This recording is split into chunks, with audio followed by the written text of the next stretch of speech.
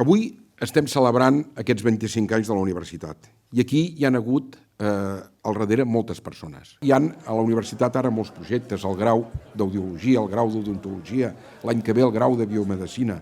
Això vol dir que la universitat creix i l'expansió com la divisió que tenim del grau d'automoció a Granollers i tindrem també dependències a Barcelona. Per tant, la Universitat de Vic va endavant. Felicitar aquesta Universitat de Vic, Universitat Central de Catalunya, per totes les persones, els equips rectorals, el professorat, els estudiants, el personal d'administració i serveis que són l'ànima de les universitats i també totes les persones que des de posicions institucionals, alcaldes, alcaldesses, regidors, també el Parlament de Catalunya, el conseller Laporte que ha fet aquesta aposta perquè aquesta Catalunya es vertebri a través del coneixement, avui tenim aquesta realitat que és aquesta universitat.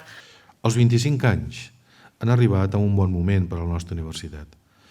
Els indicadors de matriculació i del rànquing són molt positius i han començat a cridar l'atenció fora del nostre territori.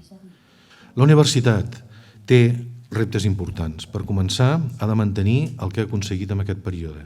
Per fer-ho possible, necessitarà una adaptació ràpida a les noves circumstàncies, essencialment davant, per exemple, de la utilització de la tecnologia i l'aparició de noves prioritats socials. Amb el 50 aniversari trobaran una universitat en una situació encara millor que la que celebrem avui.